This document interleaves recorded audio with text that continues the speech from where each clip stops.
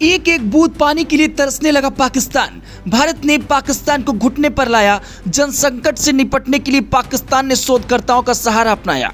पहलगाम में आतंकी हमले के बाद भारत के ओर से सिंधु जल संधि निलंबित किए जाने के परिणाम स्वरूप पानी की भारी किल्लत से कहरता पाकिस्तान और मौजूदा स्थिति और भी चुनौती से निपटने के लिए जल मंथन में जुट गया है।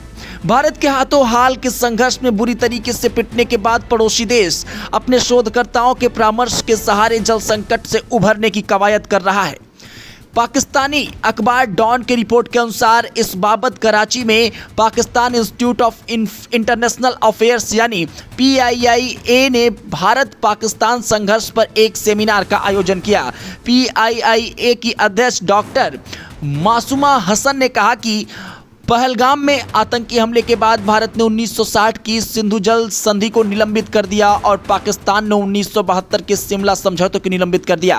डॉक्टर मासूमा हसन अध्यक्ष PIIA ने कहा कि हाल के संघर्षों के बारे में हर वर्ग खासकर युवाओं की आवाज़ को सुनने की ज़रूरत है। इसलिए हमने अपने शोध सहायकों को विचार विमर्श के लिए बुलाने का फैसला किया है। इसमें मोहम्मद उस्मान, सैयदा मलिहा सेहर, सफ़ार अहमद, सैयद शहरयार शाह, आसिफ अली और साद असद ब्रोही जैसे जाने माने शोधकर्ता शामिल हैं। मोहम्मद उस्मान ने जल संपदा और संसाधन पर एक शोध पत्र प्रस्तुत किया। उन्होंने कहा कि अगर भारत पाकिस्तान के लिए पानी का प्रवाह रोक देता है तो इससे उसके अपने ही ऊपरी इलाकों में बाढ़ आने का खतरा उत्पन्न हो सकता है। उन्होंने कहा कि लेकिन अगर वे सूखे मौसम के दौरान हमारा पानी रोक देते हैं तो यह हमारे लिए चिंता का विषय भी बन सकता है, क्योंकि पानी का प्रवाह कम होता है और भंडारण सबसे महत्वपूर्ण होता है। यह हमारे किसानों को प्रभावित कर सकता है और जिसके परिणाम स्वरूप कम पैदावार हो सकती है।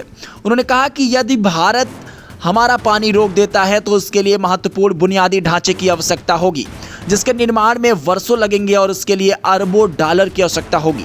जहां तक पानी के सशक्तिकरण या वाटर बम की बात करें तो जब ऊपरी तटवर्ती देश पानी के प्रवाह को अवरुद्ध करता है तो फिर अचानक निचले तटवर्ती देश को सूचित किए बिना विशाल मात्रा में पानी छोड़ देता है तो इससे भयावह बाढ़ भी आ सकती है। ब्यूरो रिपोर्ट, ZR खबर।